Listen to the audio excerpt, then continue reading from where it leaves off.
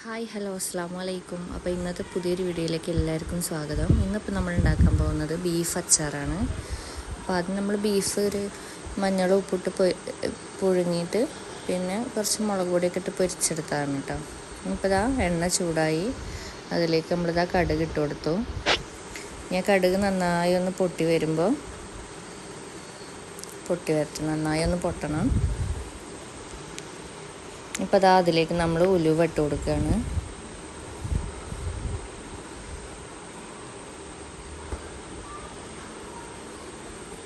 നന്നായി ഒന്ന് പൊട്ടി വരുമ്പോൾ നമുക്കതിലേക്ക് ഉലുവ ഇട്ട് കൊടുക്കാം.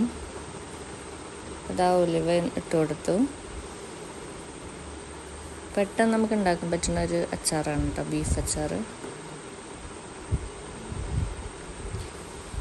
പിന്നെ ഇപ്പോൾ ഇതാ നമ്മുടെ അതിലേക്ക് മുളക് ചതച്ച് വെച്ചിട്ടുണ്ട്, പച്ചമുളക് ചതച്ച് വെച്ചിട്ടുണ്ട്. ഒന്ന് ക്രഷ് ചെയ്തെടുത്താൽ മതി. അപ്പോൾ ഇതാ അത് ഇട്ട് കൊടുത്ത് നമ്മൾ നന്നായി ഒന്ന് വഴറ്റിയെടുക്കുകയാണ് കേട്ടോ. ആ ഒരു പച്ചമണമൊക്കെ ഒന്ന് പോണ വരെ നന്നായി ഒന്ന് വഴറ്റിയെടുക്കുക. പിന്നെ ഇതാ അതിലേക്ക് കറിവേപ്പില ഇട്ട് കൊടുത്തു. നന്നായി ഒന്ന് മുരിയണ പോലെ ഒന്ന് വഴറ്റിയെടുക്കണം കേട്ടോ പച്ചമുളക്.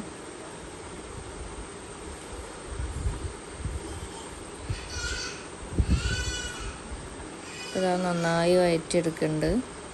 അതിങ്ങനെ മുരിഞ്ഞ പോലെ ആയാലുള്ളൂ അത്രയും ഒരു ഇതുണ്ടാവുള്ളൂ കേട്ടോ, ഒരു മണവും ഇതൊക്കെ.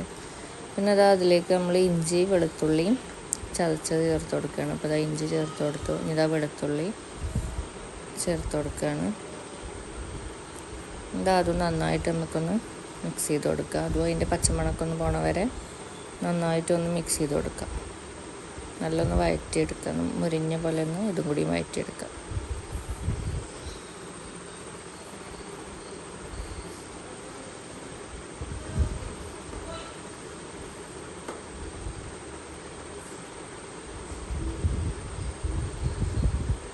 അപ്പോൾ അത് നന്നായി ഒരു ബ്രൗൺ കളറായിട്ടുണ്ട് കേട്ടോ. ഇനിയിപ്പോൾ അത് അതിലേക്ക് നമ്മൾ അച്ചാർ പൊടി ചേർത്ത് കൊടുക്കുകയാണ് കേട്ടോ. അത് ആവശ്യത്തിനുള്ള അച്ചാർ പൊടി ചേർത്തിട്ട് നന്നായിട്ടൊന്ന് മിക്സ് ചെയ്ത് കൊടുക്കാം. ആ എണ്ണയിലൊന്നിങ്ങനെ നമുക്കതൊന്ന് വഴറ്റി എന്താ പറയുക,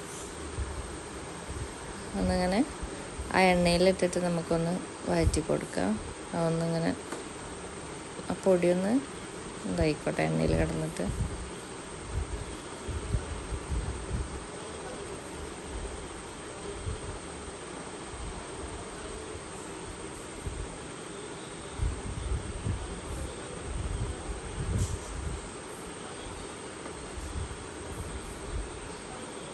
നന്നായിട്ടൊന്ന് വഴറ്റി കൊടുക്കാം കേട്ടോ.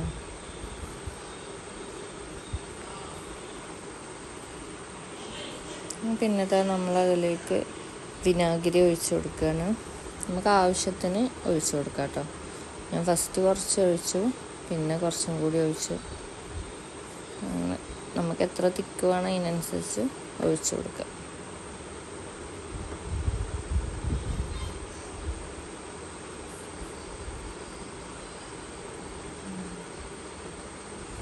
പിന്നെ ഇത് നമ്മൾ ആവശ്യത്തിന് ഉപ്പ് ചേർത്ത് കൊടുക്കുകയാണ്. നമ്മളിവിടെ കല്ലുപ്പാണ് കേട്ടോ ചേർക്കണം. ഇനി അതൊന്ന് മിക്സ് ചെയ്തിട്ട് എണ്ണ ഇങ്ങനെ അതാ. അപ്പോൾ ഞാൻ കുറച്ചും കൂടി സുർക്ക ഒഴിച്ച് വിനാഗിരി ഒഴിച്ച് കൊടുത്തിട്ടുണ്ട്.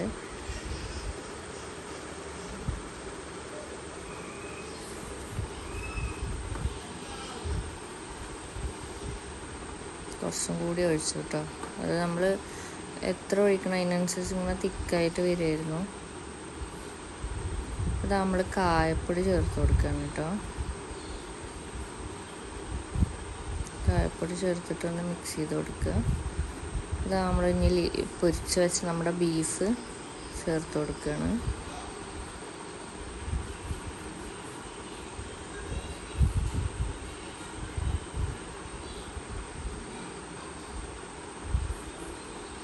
അതിലത്തെ എണ്ണയും കൂടെ ചേർത്ത് കൊടുക്കുക കേട്ടോ.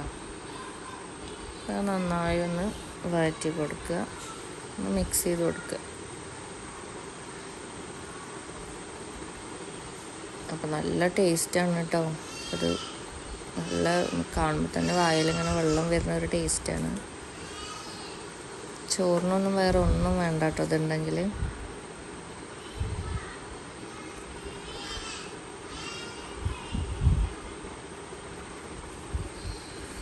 പെട്ടെന്ന് ഉണ്ടാക്കാനും പറ്റും കേട്ടോ, നമുക്ക് ഇട്ടപ്പം തന്നെ കഴിക്കാനും പറ്റും. അപ്പോൾ അടിപൊളിയാണ്. എല്ലാവരും ടേസ്റ്റ് ചെയ്ത് നോക്കാം കേട്ടോ. എല്ലാവരും ഒന്ന് ഉണ്ടാക്കി ടേസ്റ്റ് ചെയ്ത് നോക്കാം. അപ്പോൾ നമ്മളതിലേക്ക് മറ്റേ ഉലുവ വറുത്ത് പൊടിച്ചതാണ് കേട്ടോ. അപ്പം ഇനി പുതിയൊരു വീഡിയോയുമായി കാണുന്നത് വരെ ബൈ.